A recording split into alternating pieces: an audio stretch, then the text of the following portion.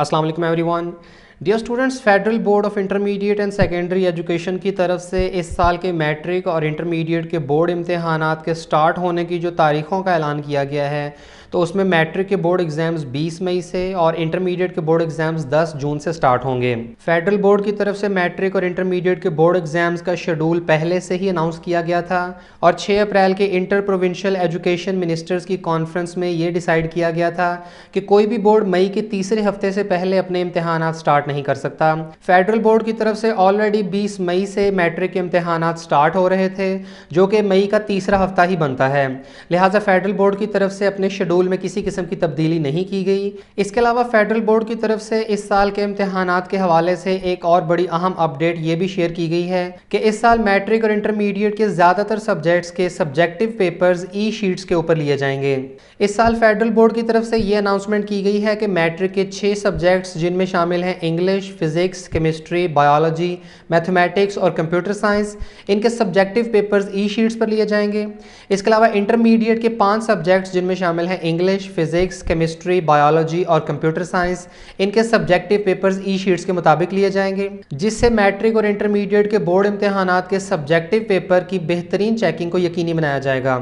ई sheets क्या होती हैं और इनकी मदद से कैसे स्क्रीन मार्किंग की जाती है, इसकी कंप्लीट इन्फॉर्मेशन आज की वीडियो में आपके साथ शेयर करेंगे। फेडरल बोर्ड की तरफ से पहली बार 2018 के सालाना इम्तहानात में इंटरमीडिएट के कंप्यूटर साइंस का पर्चा ई शीट पर लिया गया था। इससे अगले साल 2019 में कंप्यूटर साइंस के साथ साथ बायोलॉजी के मजमून का पेपर भी ई शीट के ऊपर लिया गया।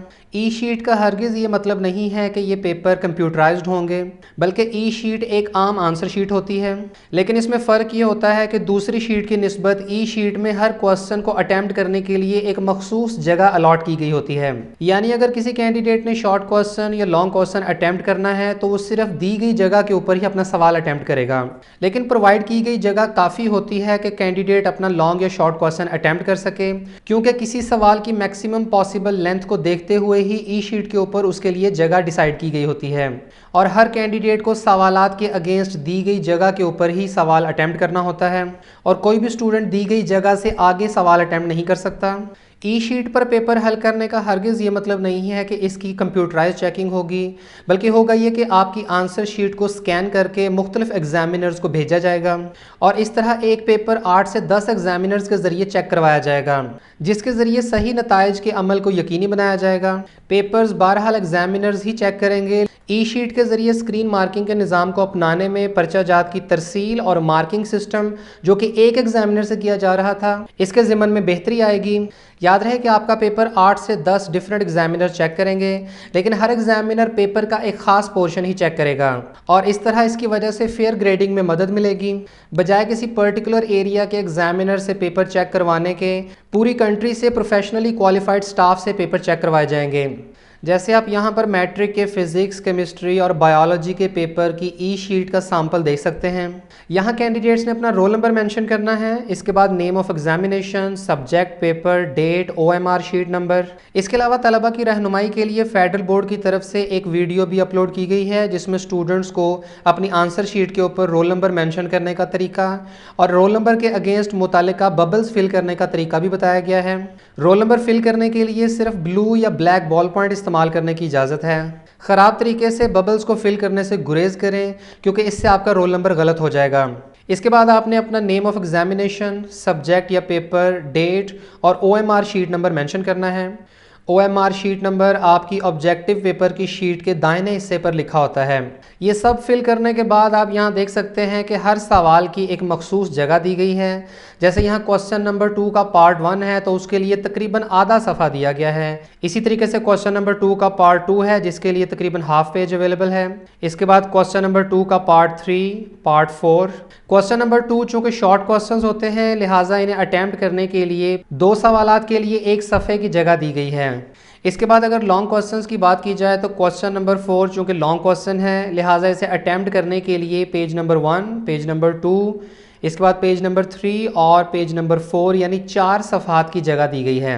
यानी इससे स्टूडेंट्स को अंदाज़ा हो गया कि शॉर्ट क्वेश्चन अटैम्प्ट करने के लिए हाफ पेज जबकि लॉन्ग क्वेश्चन अटैम्प्ट करने के लिए 4 सफ़हात की जगह दी गई है। तमाम कैंडिडेट्स को इस बात का भी ख्याल रखना होगा कि वो अपना जवाब सिर्फ दी गई जगह के ऊपर ही हल करें। तमाम कैंडिडेट्स को सिर्फ प्रोवाइड की गई जगह के ऊपर ही अपना आंसर लिखना होगा। इसके अलावा मेंशन किए गए क्वेश्चन नंबर के सामने वही सवाल अटैम्प्ट करें और आप इसको काट कर अपना कोई क्वेश्चन नंबर नहीं लिख सकते।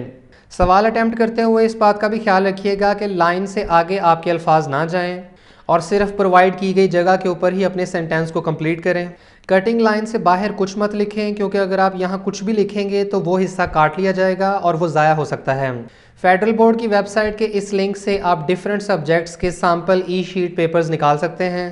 बोर्ड एग्जाम्स में अपीयर होने से पहले एक बार ई शीट के मुताबिक अपने पेपर को हल करने की प्रैक्टिस ज़रूर कर लें। अब तलबा को बोर्ड एग्जाम्स की तैयारी करते हुए साथ साथ इस बात का भी ख्याल रखना होगा कि वो सवालात को इस अंदाज से अटैम्प्ट करने की कोशिश करें कि आधे सफ़े तक उनका शॉर्ट क्वेश्चन और 4 सफ़हात तक उनका लॉन्ग क्वेश्चन कंप्लीट हो जाए।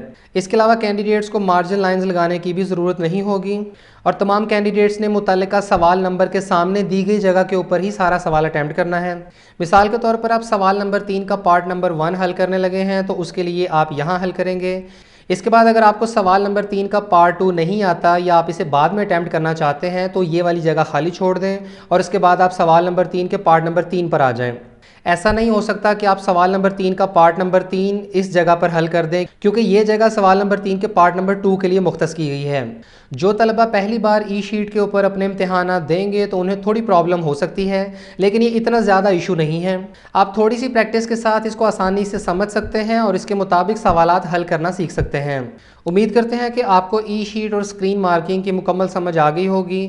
इससे रिलेटेड फर्दर इन्फॉर्मेशन के लिए आप फेडरल बोर्ड के दिए गए कॉन्टैक्ट्स के थ्रू डायरेक्ट रब्ता कर सकते हैं।